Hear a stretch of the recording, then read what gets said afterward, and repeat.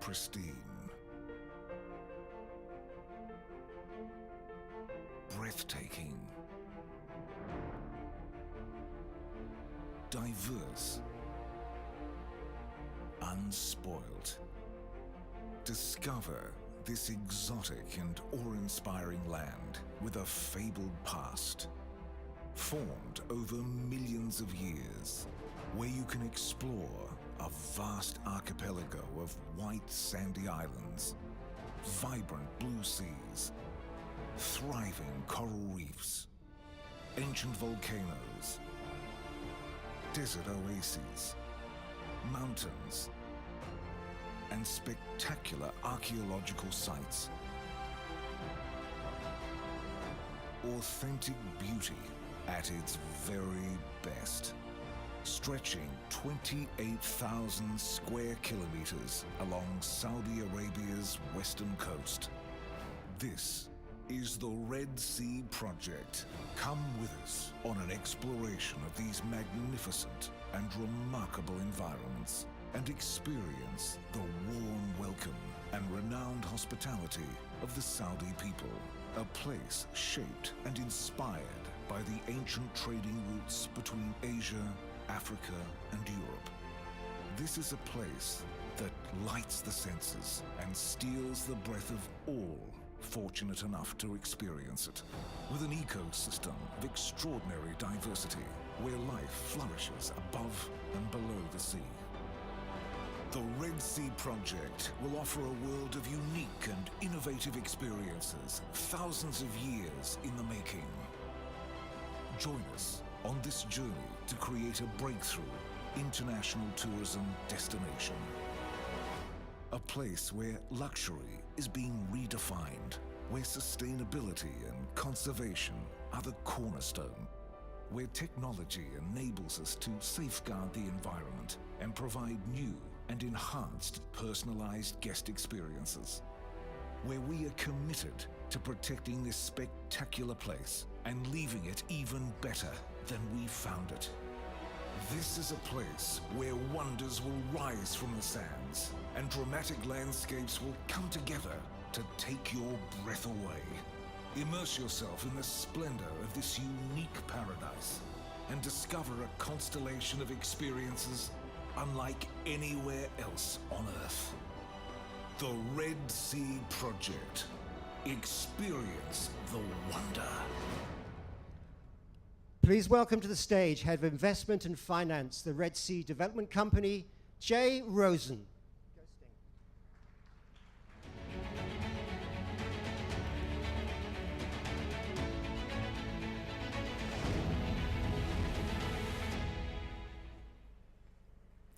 Thank you. Your Excellencies, distinguished guests, ladies and gentlemen. Normally, when I'm invited to speak at an investment conference, I usually talk about acquisitions, development, asset management, and real estate. Today, here to talk about sustainability. What is sustainability? Is it the environment, conservation, or is it building a long-term viable business? Are they mutually exclusive? At the Red Sea Development Company, we recognize what is unique and special about our project is the destination itself. Without the environment, we don't have a long-term viable business. And perhaps one day without our business, there won't be much of an environment. It's not about trading commercial profitability for sustainability credentials. It's recognizing that commercial sustainability and environmental sustainability are one and the same.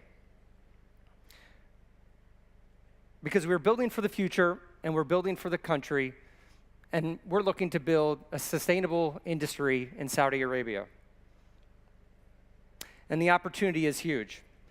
Saudi Arabia is one of the 20 most visited countries in the world, due largely in part to religious tourism, due to Mecca and Medina, yet it only makes up a relatively small portion of the country's GDP, whereas globally, on average, tourism makes up about 10% of GDP. 1 in every 10 jobs is driven by tourism. That's why the development and the expansion of the tourism industry is a key and critical component of Vision 2030, and why the Red Sea Project, the flagship tourism project of Saudi Arabia, was conceived. Tourism makes sense for Saudi Arabia. The country is perfectly located to attract visitors from around the world. 85% of the world's population lives within an 8-hour flight. And that 85% includes some of the most high-volume outbound tourism markets in the world. The enormous growth potential for the industry has dramatic implications in establishing a vibrant tourism industry in Saudi Arabia. The luxury traveler is by far the most strategic segment of the tourism industry. Because of their high disposable incomes, they have a propensity to travel more and spend more.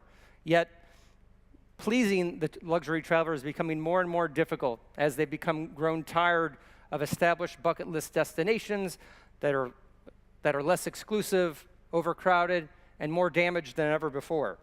And while historically service was used as a differentiator, it's become an expectation. The luxury traveler is shifting and moving away from a focus on consumption and material goods to a focus on meaningful and responsible experiences.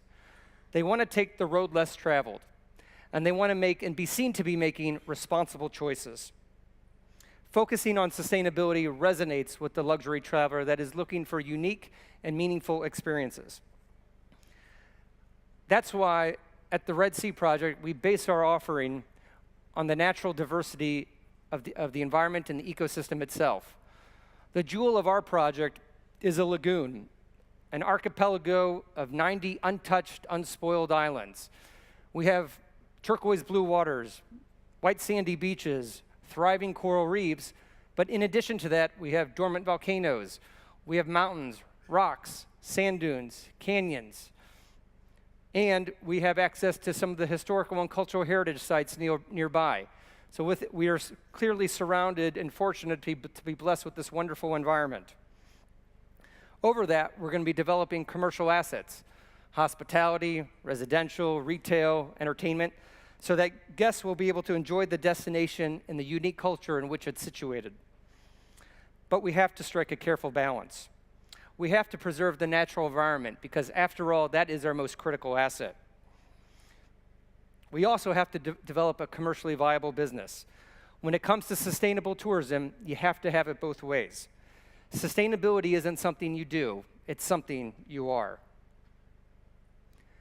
This is a hawksbill sea turtle.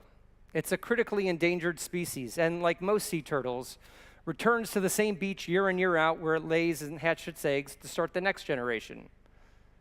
1 in every 100 hawksbill turtles was born in and nests in our destination. In fact, many of them on an island that we had identified very early for development. Had we developed that island as planned, we would have disrupted the natural life cycle of the animal and put further pressure on the species. So what did we do? We did the only thing we could think to do, was we scrapped our plans for the development of that island, and we started again. Because at the end of the day, the chance to encounter these species in their unique habitat is precisely the reason visitors will come to our destination. We knew from the outset that sustainability was going to be a big focus of our project. That's why we undertook the largest marine spatial planning simulation ever undertaken. The data was so vast and so large, we had to develop special software to process it. We modeled our destination, we modeled our plan, and we iterated through that plan until we found the right balance that worked for both the environment as well as our business model. The result is a master plan that forecasts a net increase of up to 30% in the biodiversity of the destination over the next 2 decades. Leaving the destination alone completely would result in its slow annual decline due to external pressures. By contrast, our planned development will be equivalent to creating a marine protected area across the entire destination. Realizing that ambition defines how we will operate the destination. We plan to leave 75% of the islands untouched, and 9 of them will be set aside as sites of special conservation interest.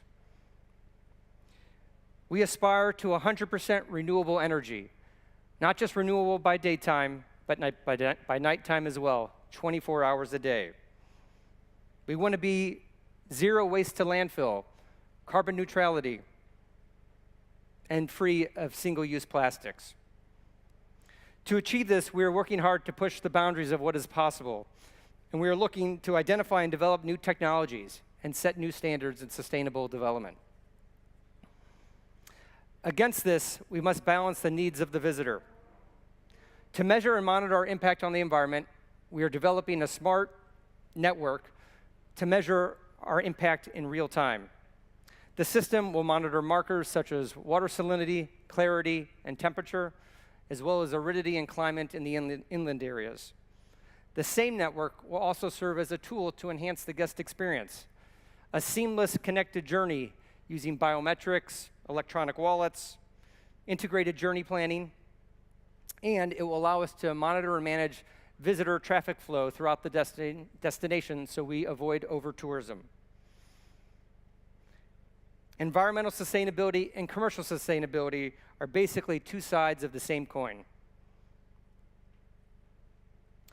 Principles are important, but to implement them requires regulation.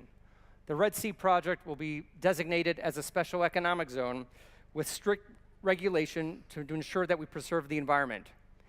In addition to that, this regulatory and legal framework will allow us to create an environment to attract international tourists with relaxed social norms so they'll be able to enjoy the destination.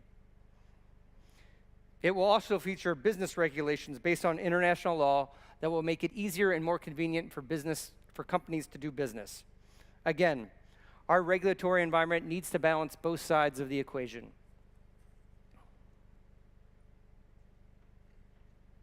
To maintain our commitment to sustainability, we have to be very thoughtful in what we're doing. Of course, the site itself is about 28,000 square kilometers. We're the size of a small country, so if we wanted to develop for development's sake, we could. But we're being restrained in our development through our master planning. And if we're going to limit the number of visitors to preserve the environment, then we have to be able to create an attractive offering with rich and diverse experiences. Hospitality is the anchor of our project, looking to provide a variety of offering types and experience types to appeal to different market segments, different source markets, different price points, to make it an attractive offering. There will be islands in the outer part of the lagoon that will be developed as mono-island resorts, promoting privacy and exclusivity. There will be other islands that will be developed as centralized hubs that will promote a higher concentration of development and a larger amenity base. And there'll be bespoke inland development sites leveraging the unique nature of their environment. To maintain our commitment to environmental sustainability, we are retaining ownership of the destination and the assets. But we recognize we can't do this alone. Building a destination is an exercise in close collaboration. And that means working with a wide variety of partners across all phases of the development. Hotel partners, leisure, entertainment companies, contractors, service providers, and utility partners. Like us, each of these partners have a commercial interest in the destination, as well as the long-term viability of the project. But it's also important that our partners recognize the importance of the environment on our business model. That is why we are being very selective in our choice of partners. We want to work with organizations who share our commitment to sustainability. Sustainability should be a goal for every destination. It's the environment itself that we visit that has the greatest impact on our lives. Any destination that damages its environment is damaging its long-term viability. But to be truly sustainable, you have to match the needs of the environment with the needs to be commercially viable. You can no longer have one without the other. It may mean doing things differently, but it's in doing things differently that we get different results. Globally, the tourism industry has unwittingly done much to destroy and damage the environment and the culture in which they're situated. At the Red Sea Project, we aim to show that luxury tourism, managed in a way that is both environmentally and commercially sustainable, can have a powerful force for good. Thank you.